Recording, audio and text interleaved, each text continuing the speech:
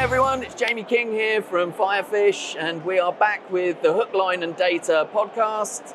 You know, Firefish are all about putting data at the heart of your recruitment agency, so we have brought with us today Ryan, CEO and founder of Quil, an AI note taker. Ryan, do you want to do a quick intro to you and Quil for those that don't know you? Yeah, so my name is Ryan Frampton. I started Quil a couple of years ago to help agency recruiting firms automate all their admin work and, more importantly, update their ATS so they can actually make use of it effectively. Cool. Ryan and I only recently connected, so I don't know how exposed he is to the Jamie likes a recruiter dad joke, but I've got one here I drafted for you. Let's do it. Let's do it. Cool. So a young guy walks into an interview with a recruitment company. Okay. He's interviewing with the CEO. The CEO says, "How do you feel about nepotism in the workplace?" And the young interviewer goes, "Well, Mum, that's an excellent question. Let me tell you what." Oh, wow. That one's good. I got a pity laugh for that one. In the last interview, I didn't get a laugh. A little laugh. I'll take a pity laugh. That's a win. I'll always laugh at your jokes. It's okay. So, getting back to the serious stuff, data. In the Future of Recruitment report, Firefish put together with a number of our customers and major contributors, there was one thing that came through loud and clear from that report, is that agency leaders are looking for AI to simplify tasks, take away admin, but they don't want it to stand in the way of those vital human interactions. For sure. So, from the data and insights that you're able to analyze from Quil users, what should agency leaders and recruiters be expecting to see when they implement an AI note taker like Quil? Yeah, so I think the biggest thing that you want to make sure you're not doing is disrupting the candidate experience. If you disrupt the candidate experience, your whole job as a recruiter is now at risk, because the candidates aren't going to want to talk to you, right? You're going to lose trust. So what you really want to focus on is, how can I not disrupt the candidate experience but save the most amount of time? What we see that with is just not AI note taking, but taking it a step further to actually update your database automatically. So we have customers that are saving 8 hours per week on average per recruiter.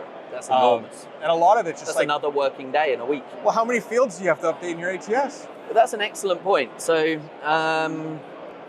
Quil's not just an AI note taker, it's an AI note taker built for recruitment, right? So agencies. Recruitment agency. Which means to say that the model is trained to spot those data points that it recognizes need to go into the CRM in the right places, right? Yeah, no, exactly. The amount of times I've heard an agency recruiter come to us and say, AI note-taking doesn't work. And I ask them, why? Well, I talk about compensation. They say compensation was discussed. But what was the compensation? Right? Yeah, what was discussed? And that's just one silly example, but there's tons of things like that we're really geared towards solving those specific needs. Yeah, that's awesome. Part of that same report that we did, the Future Recruitment report, one of the contributors was a guy called Andy Hallett from Required, who, and I'll quote him here: "The tasks that used to consume time will become redundant, and there will be no hiding from crucial human interactions." Right, so the result of saving time should simply be that recruiters are enabled to do more of those critical human interactions. There are two benefits to that. First of all, there's the tangible stuff, that we have more activity going on. We're talking to more candidates, we're generating more leads, we're talking to more clients, we're winning more business, we're placing more jobs, all tangible things. The other bit is the intangibles, right? The relationship building that is happening as a result of making more calls. Do you have metrics that you measure with new customers to look at ROI, and do you factor in both the tangibles and the I don't want to say intangibles, the qualitative stuff? So I think it's harder to track the qualitative, but from a trial, we give everybody a free trial, right? Because we're like, the proof is in the pudding, the product will sell itself. We have 85% of people that do a trial actually become a customer. Right. And one of the biggest things is, if we save you 8 hours per week per recruiter, it's a no-brainer. We've helped like lead candidates, they save 14 hours per recruiter per week. So incredible numbers. But the ones that really stick out to me is the qualitative side, where Anna Bryant from Venner when she first tried Quil. I think Andy also is a Quil user, and he tried Quil, and he's like, I didn't realize I wasn't asking follow-up questions. Right. I was just going through my list, and I didn't know, I actually should ask more about that or clarify about that, and I'm actually now a better recruiter for it. And that's amazing. That stuff you can't really put numbers behind, but you can really feel at the end of the day. Yeah, that is amazing. And that leans into another qualitative thing that I didn't even mention, which is if you can take your best recruiter and have their calls annotated and notarized and put into the right places, and they go, I'm not doing enough follow-up. Imagine what that's like as a training opportunity for the more junior people you're bringing in that haven't had the benefit of the experience. Yeah. Okay, so that, I mean, they'll of course also be able to look at the outcomes and transcripts of their colleagues' calls. That's, huge returns on that.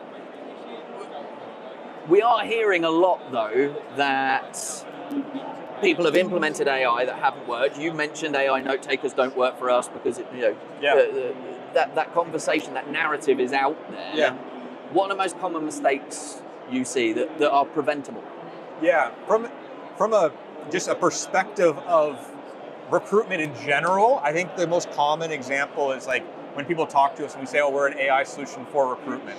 They're like, oh, like I don't want it to ruin the candidate experience, because they've tried like interview solutions where they're talking to an AI bot that is super robotic. So that is one big mistake that we see agencies making in general.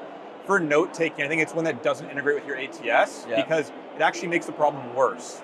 Now it's even easier not to update your ATS because you're like, I have everything I need.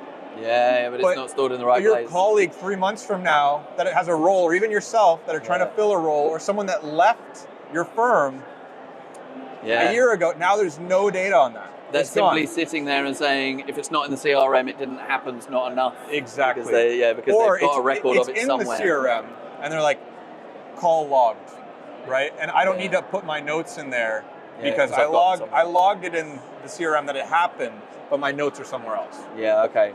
Yeah, I can see that.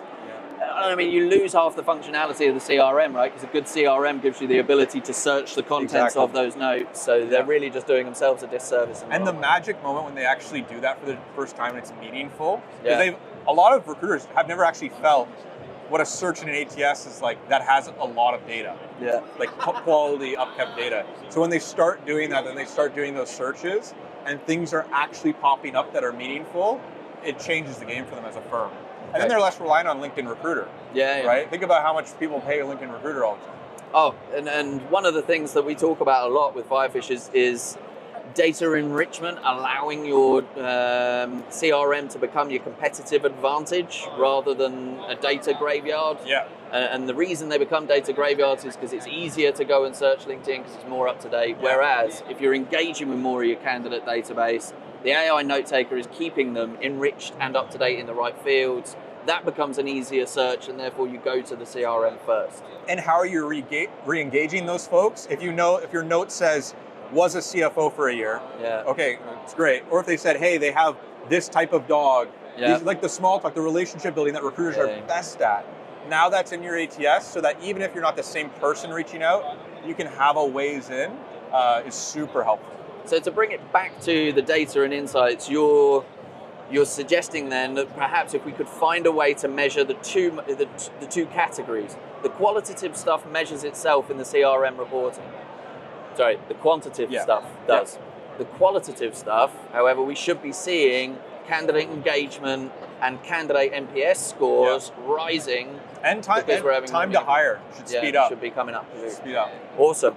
Right, look, that was amazing. I could talk about this topic all day, but we've only got a limited window. So I am going to leave you with one more dad joke, see if I can get a bigger laugh than I did on the first one. I don't know if I can. Yeah, you pity laughed the first time. This time I'm going for a real laugh. Okay, sure. Ready? Let's hear it. So, recruiter's interviewing a candidate, says, you've applied for a job as a waiter. Okay. Why do you want that job? The candidate says, well, I'm pretty sure I bring a lot to the table. Oh, hey, that's a good one. That's what my missus says when it's not a good one. All right, thanks very much, Ryan. Thanks so much. Nice talking to you.